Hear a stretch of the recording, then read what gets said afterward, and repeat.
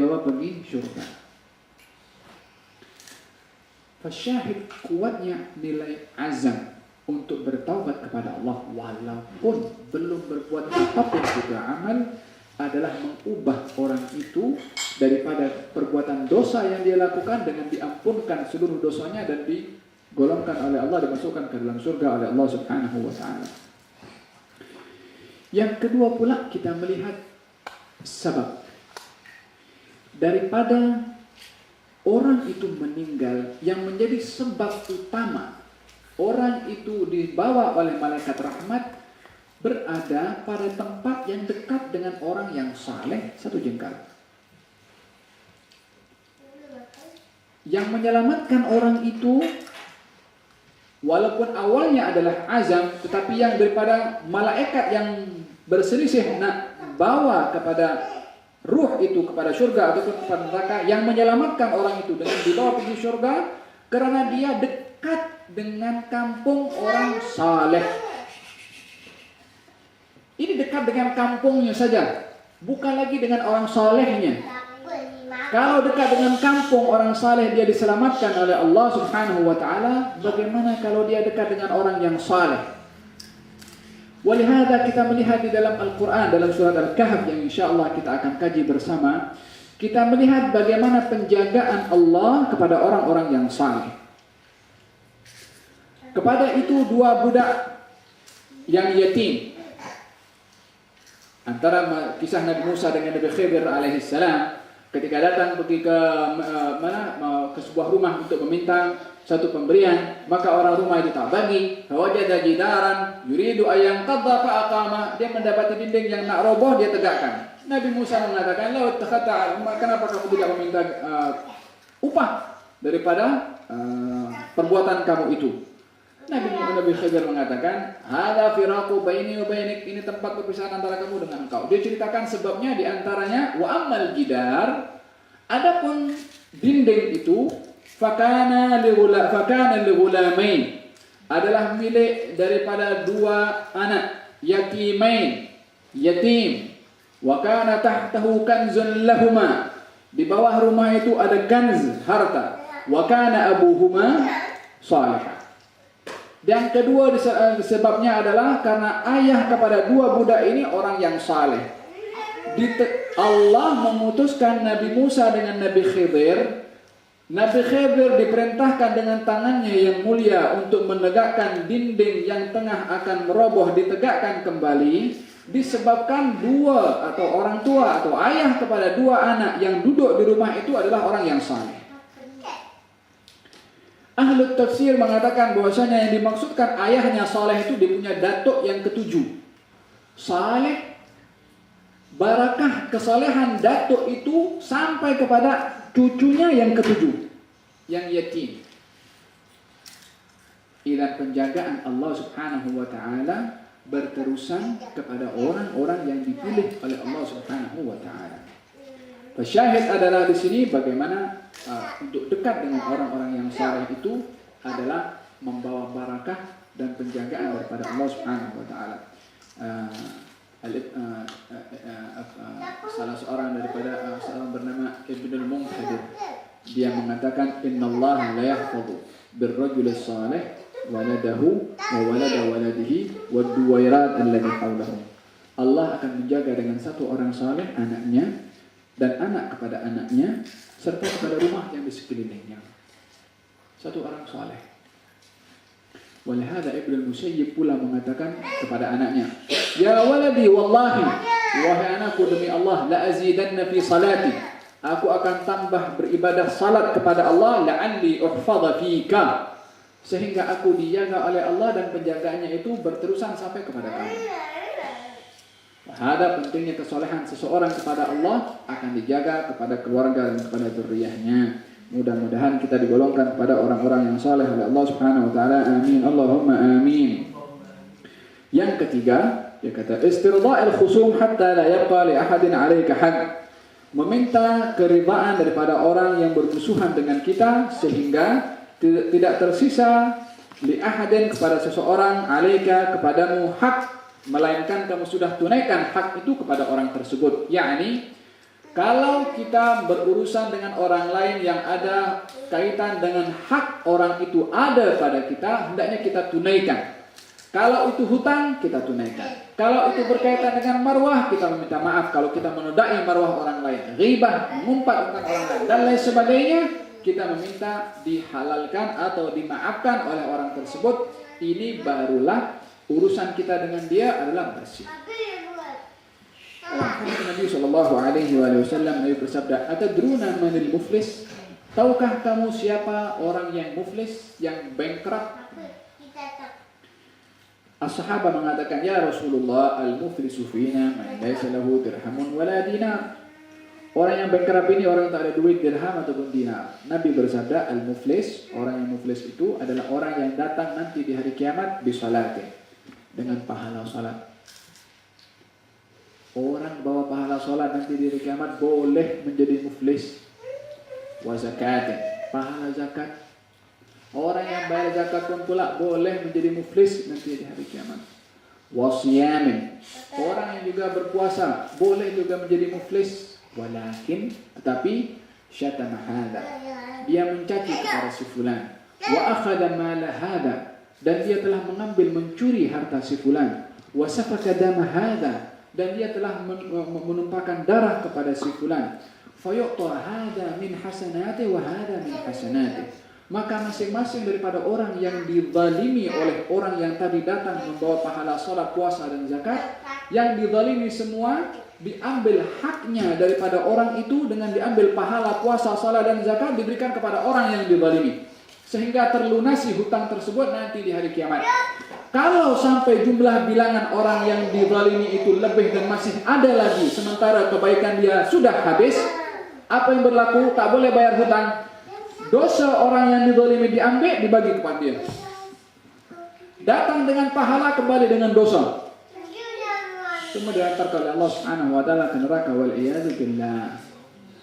Walihada, hubungan antar manusia kalau berlaku kesilapan apa diselesaikan di sini. Sebelum nanti di sana kita tak boleh menyelesaikan dengan uang ringgit atau uang euro, dengan apapun juga kita tak boleh selesaikan nanti. Tapi di sini kita dahulukan untuk meminta maaf dan menyelesaikan permasalahan yang berlaku untuk tidak dipertanggungjawabkan oleh Allah nanti di hari kiamat. Waliyadzubillah. Ini bukan hanya berlaku kepada manusia, kepada hayawan. Dalam Sahih Bukhari dinyatakan, hayawan, dalam Riyadhus Shalihin Imam Nawawi menceritakan, hayawan kambing yang bertanduk semasa di dunia, bila dia menghantam kepada kambing yang tidak bertanduk sehingga luka ataupun mati, di hari kiamat nanti kambing yang tiada bertanduk akan diberi tanduk untuk menghantam kambing yang bertanduk yang menghantam dia selama di dunia, untuk diambil qisas daripada hayawan, apalagi manusia. Walihada pentingnya kepada kita untuk menyelesaikan permasalahan yang berlaku di antara manusia. Ini yang ketiga. Yang keempat, tahsilu ilmu syariah, yaitu mendapatkan ilmu syariah qadra ma tuadda bihi awamirillah ta'ala, yaitu sekadar yang boleh menunaikan perintah dan kewajiban daripada Allah Subhanahu wa taala kepada kita, thumma min al-ulum al-ukhra, dan juga ilmu-ilmu yang lain, ma takunu bihin najah, yang mana dengan ilmu tersebut menjadikan sebab keselamatan kita. Ada beberapa perkara daripada ilmu syariah yang seseorang itu wajib mempelajari. Tak mesti dia harus menjadi orang yang alim. Dalam masalah salat, kita mesti tahu berapa rukun salat. Dalam masalah perkara-perkara yang membatalkan salat, kita salat bukan hanya tahu kepada rukun salat sahaja, tapi kita tahu perkara-perkara yang membatalkan salat, perkara-perkara di dalam syarat-syarat salat. Macam itu hari ada orang salat, dia berjamaah 4 orang, kemudian dia Allahu Akbar. Imam itu kemudian tak lama dia setelah baca Al-Fatihah dia bersin, Alhamdulillah. Imam kata Alhamdulillah. Makmum kata kat belakang, yarhamukallah. Padahal dalam solat kita tak boleh bercakap. Makmum yang sebelah kata, dalam solat tak boleh cakap. Makmum satu lagi kata, kamu kenapa cakap? Imam kata, Alhamdulillah saya tak cakap. maka semua salatnya adalah batil. Pasal apa? Cakap di dalam salat. Walihada perlunya kita mempelajari perkara yang berlaku dalam salat. Kalau kita terlupa tahiyat awal, apa yang kita nak buat? Kalau kita lupa kunut, apa kita nak buat? Kalau kita terlupa dalam jumlah bilangan rakaat, apa kita nak buat? Wahakada yang perlu kita pahami daripada perkara-perkara yang wajib seperti ini mesti kita ketahui. Ada pun masalah-masalah yang selebihnya. Masalah pernikahan. Adakah wajib kita untuk mempelajari ilmu pernikahan? Tidak wajib, kecuali bila mana kita nak menikah, baru kita wajib untuk mempelajari ilmu pernikahan. Selagi belum menikah, maka tidak wajib, walaupun mempelajarinya adalah sesuatu yang dianjurkan dan mendapatkan ganjaran serta ilmu daripada Allah Subhanahu wa taala. Tetapi adakah kewajiban berlaku kepada orang yang tersebut? Tidak, kecuali bila mana dia nak menikah, baru dia wajib untuk mempelajari tentang ilmu pernikahan. Demikian pula dengan haji. Adakah wajib kita mempelajari ilmu haji? Tidak wajib, kecuali kalau kita, yang penting kita tahu haji adalah rukun kepada kita. Tapi bila mana mempelajari rukun haji, syarat haji akan menjadi wajib kepada kita apabila kita ingin pergi melakukan haji. Kita di dalam haji pula jangan menggantungkan kepada itu guide yang membawa kita untuk tawaf, sa'i, pergi kemana. Walaupun dia memang untuk mempermudahkan kepada kita, tapi kita pun karena mesti ada modal dalam ilmu haji tersebut agar supaya tidak tersilap. Kecuali orang ada pergi ke haji, orang-orang di belakang mereka rata-rata mereka sudah agak tua, sehingga si guide itu mengatakan, Pakcik, tuan-tuan, yang penting ikut saya saja. Apa saya ucap, maka dia pun ikut dengan saya. Dia pun labbaik Allahumma labbaik, labbaik Allahumma labbaik. Dia pun tersandung, jatuh. Aduh, dia pun jatuh, mereka serentak. Aduh, semuanya pada jatuh juga saat melakukan sa'i ataupun at-tawaf. Karena apa? Ikut saja kepada guide. Mereka pun tak salah. Kata guide ikut saja apa yang buat, mereka pun ikut juga apa guide buat. Seakan-akan jatuhnya orang itu menjadi bagian daripada adabul haji. Ada pentingnya bagi seorang itu untuk mempelajari pada perkara-perkara yang sedemikian. Ini tak boleh ada udzur. Ini bukan jurusan saya, bukan khusus saya. Karena ini satu kewajiban daripada Allah Subhanahu wa taala mesti kita pelajari tanpa ada udzur. Wa hukiya, diceritakan anna Shibli, bahwasanya Shibli rahimahullah khadama arba'ati ustadin, telah berkhidmat kepada 4 orang ustaz. 400 ustaz, 400 ustaz, 400 guru. Wa qala qara'tu 4,000 hadithin, aku telah membaca 4,000 hadis. Thumma ikhtartu minha hadithan, aku pilih daripada 4,000 hadis itu satu hadis.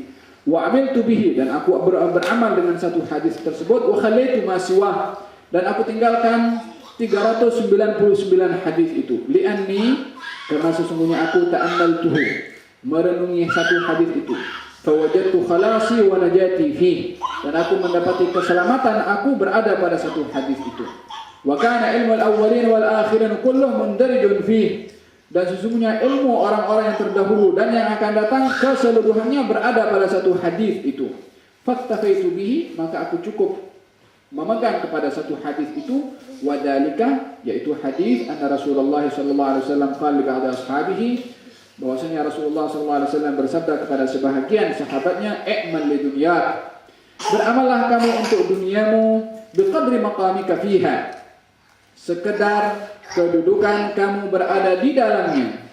Wa'mal li akhiratika, dan beramallah kamu untuk akhiratmu, biqadri baqaika fiha, sekedar selama kamu berada di dalamnya, yakni di akhirat. Wa'mal lillahi, dan beramallah kerana Allah, biqadri hajatika ilaih, sesuai dengan hajatmu kepadanya, kepada Allah. Wa'mal linnar, dan beramallah kamu untuk neraka, biqadri sabrika alaiha, sekedar kesabaranmu kepadanya, yakni kepada neraka. Kita hidup dunia berapa tahun? Kemarin kita dah kupas dalam 60 tahun, 70 tahun umumnya kita hidup dalam masa itu. Lebih pun itu bonus daripada Allah Subhanahu wa taala. Kita berapa tahun berada di akhirat? Tulul hayah, yang tiada kematian setelah itu.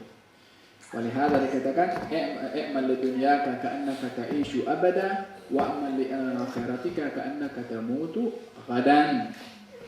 Kamu beramallah untuk dunia seakan-akan kamu hidup selama-lamanya. Tapi beramallah untuk akhirat seakan-akan kamu esok nak mati. Dan mengimbangi tentang amal dunia dengan amal akhirat, hendaklah kita lebih mementingkan kepada urusan akhirat karena di situ kehidupan yang sebenar. Tapi bukan maknanya kalau begitu kita duduk masjidlah hari-hari beribadah kepada Allah Subhanahu wa taala, tak payah nak buat itu belajar perubatan sampai tinggi atau belajar apa saja, duduk di masjid dapat pahala. Tidak.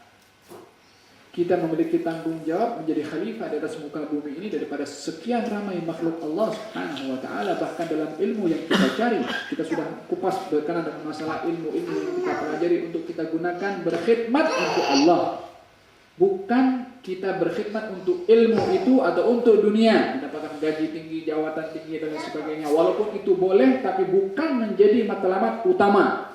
Jawatan, rezeki, gaji dan lain sebagainya itu adalah musilatun ilallah, yang boleh menyampaikan kita kepada Allah, bukan menyampaikan kita kepada gaji dan jawatan dan lain sebagainya. Itu semua wasail, wasilah, tapi matlamatnya adalah Allah Subhanahu wa taala. Nah, wa'mal lillah, beramallah kamu karena Allah. Sejauh mana kamu perlu kepada Allah? Ya ayuhan nas antumul fuqara ilallah. Semua manusia ini fakir kepada Allah Subhanahu wa taala. Wallahu huwal ghaniyyul hamid. Wa'mal lin-nari, dan beramallah kamu untuk neraka biqadri sabrika 'alaiha. Siapa yang boleh tahan kepada api neraka? Kalau tak tahan, jangan buat benda yang boleh menyebabkan dia masuk kepada neraka. Wal a'yadu billah. Ayyuhal waladu, idza 'alimta hadzal hadits, wahai anakku, bila mana kamu tahu tentang hadis ini, la hajata ila al-ilm al-katsir. Tak perlu kepada terlalu banyak nak mengkaji ilmu. Wa ta'ammal fi hikayatin ukhra, dan ingatlah kamu tentang hikayatin ukhra, tentang satu cerita yang lain. Wa dzalika, yaitu an Hatiman al-Asam, bahwasanya Hatim al-Asam salah seorang ahli at-tasawuf bernama Hatim al-Asam. Asam ini artinya tuli. Dia mendapat julukan Hatim al-Asam dikarenakan satu ketika ada seorang wanita tua, dia datang bertanya tentang satu masalah, sehingga secara tak sengaja wanita itu terjang angin dengan suara yang keras, sehingga wanita itu malu luar biasa kepada Hatim al-Asam. Hatim al-Asam pun mengetahui tentang perasaan itu, dia pun berpura-pura tak dengar. Sehingga wanita itu bertanya satu masalah, aku tak dengar, kasih kuat kau punya suara. Dia pun dengar lagi kuat, aku tak dengar, lagi kuat lagi, padahal dia dengar. Akhirnya wanita itu merasa, alhamdulillah dia tak dengar suara tadi yang falhasil ingin menutupi dan menjaga perasaan orang tua tersebut. Dia berpura-pura tuli tidak mendengar sampai orang tua itu meninggal dunia, baru dia balik lagi semula. Kalau dia akhirnya dia kembali dengar, orang tua itu dengar pun juga dia pun malu. Tapi dia tunggu sampai orang tua itu mati, baru dia kembalikan dirinya seakan-akan mendengar semula, untuk menjaga perasaan. Jabrul khatir, menjaga perasaan orang. Kita pun tidak mesti tahu juga menjaga perasaan orang lain. Jangan depan orang miskin kita nak tunjukkan kemegahan kita dengan orang-orang yang yang memerlukan kepada satu bantuan, atau orang datang menceritakan tentang keperluannya, kita duduk cerita tentang berjuta-juta duit yang kita ada tanpa kasih bantuan, kita bagi cerita yang sedap saja. Dan yang Syekh Abu Bakar bin Salim, dia punya anak seorang wanita, atau Syekh Husain bin Syekh Abu Bakar bin Salim, di satu kampung bernama Ina. Kemudian seorang anaknya itu memakai gelang di tangannya. Kemudian ayahnya mengatakan, kenapa engkau pakai gelang? Padahal memakai gelang ini adalah yang terbuat daripada emas, adalah merupakan satu yang diperbolehkan untuk wanita, bukan untuk lelaki. Dia mengatakan, adakah perempuan-perempuan di kampung Ina ini semuanya pakai gelang seperti kamu pakai gelang? Dan tidak, adakah kamu ingin menimbulkan fitnah di kampung Ina ini dengan kasrul khawatiril fuqara, dengan menyebabkan melukai kepada perasaan wanita-wanita di kampungmu ini di Aina? Kalau tengok dia pakai gelang, oh cantiknya itu gelang, siapa yang tak nak pakai itu gelang? perasaan ini bila mana timbul pada kaum wanita dijaga oleh ayah kepada wanita ini agar supaya tidak sampai ada perasaan ini timbul pada wanita itu. Bagaimana ingin menjaga perasaan orang lain kepada perkara yang mubah, apalagi kita nak sakiti, lukai dengan sengaja kepada perasaan orang lain, waliyadu billah. Hatim al-Asam min ashab Syaqiq al-Balkhi, salah seorang daripada sahabat Syaqiq al-Balkhi rahmatullah alaihi ta'ala alaihima, fasa'alahu yawman, dia bertanya kepadanya, sahabtani mundu 30 sanah, ma hasalta fiha? Kamu telah berteman dengan aku selama 30 tahun, apa yang kamu dapat? Hasaltu 8 fawaid, aku mendapati 8 manfaat minal ilm, daripada ilmu. Wahia takfini, dan itu adalah cukup bagi aku, lianni, karena sesungguhnya aku adalah arju khalasi wa najati fiha, aku mengharapkan selamat dengan 8 perkara tersebut. Faqal Syaqiq, ma hiya? Syaqiq sahabat kepada Hatim al-Asam mengatakan, apakah itu? Maka insyaallah 1, 2, 3-nya akan kita bahas pada pada kelas yang akan datang insyaallah taala. Wallahu, satu saja saya bawa. Anni nadhatu ila al-khalqi, aku melihat kepada makhluk, faraitu, dan aku melihat falikulli wahidin minhum mahbuban, masing-masing kepada makhluk itu memiliki orang yang dikasihi, wa ma'syuqan, orang yang disenangi, yuhibbuhu wa ya'shaquhu, yang dia senang dan asyik kepada dia. Wa ba'du dzalikal mahbub, sebahagian daripada mereka orang-orang yang disenangi, yusahibuhu, menemaninya ila maradil maut, sampai kepada sakitnya, yang pada sakit itu dia meninggal dunia.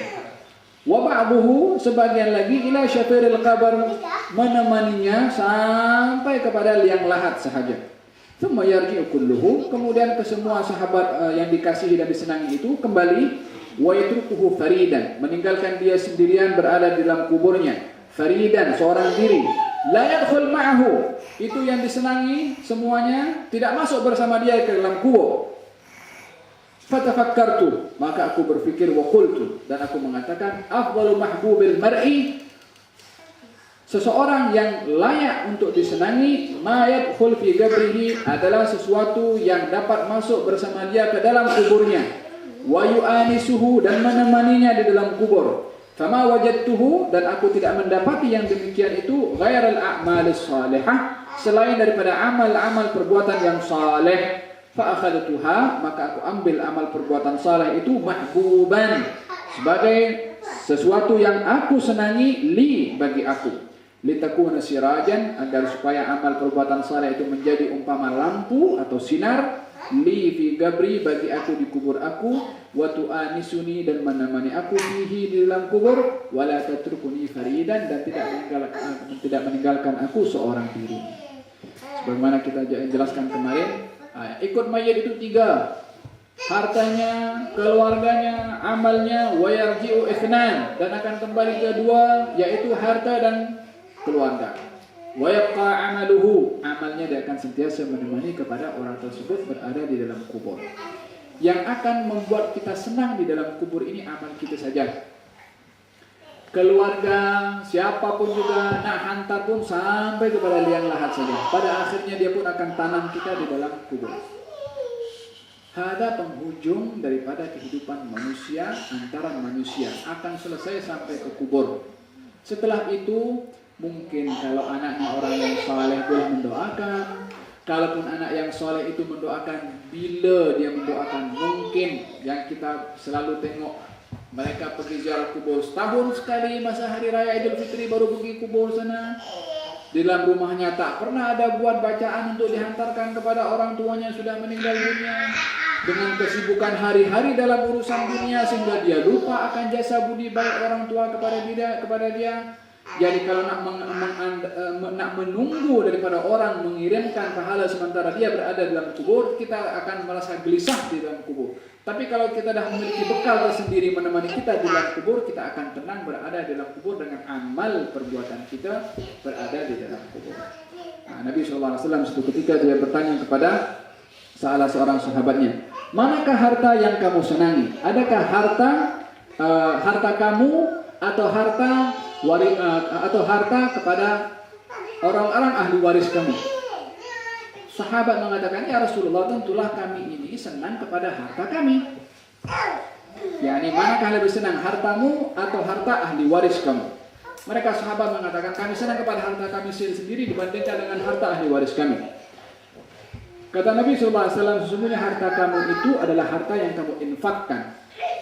Harta yang kamu tinggal itu adalah harta kepada ahli waris kamu. Karena orang bila mana sudah meninggal dunia, harta yang ada secara otomatis akan pindah kepada ahli waris. Tapi harta yang dia infakkan itu akan sentiasa berada dengan dia sampai kepada liang kubur. Walihada, kalau kamu sayangkan kepada hartamu, infakkan harta itu berarti kamu sayang kepada harta kamu. Tapi kalau kamu simpan banyak duit, maknanya kamu sayang kepada harta ahli waris. Wallahu ta'ala ala bihuda. InsyaAllah nasihat yang kedua atau pada faedah yang kedua akan disambung pada kelas yang akan datang. Allahumma hadina bihuda wa ja'alna min yusari firqa wa la tuwallina waliyan siwak wa la taj'alna mimman khalaqa amraka wa asaq wa hasbunallahu wa ni'mal wakil wa la hawla wa la quwwata illa billahi al-'aliyyil 'azim wa sallallahu ala sayyidina Muhammadin wa ala alihi wa sallam. Alhamdulillahi rabbil alamin. Qabbalallahu minkum.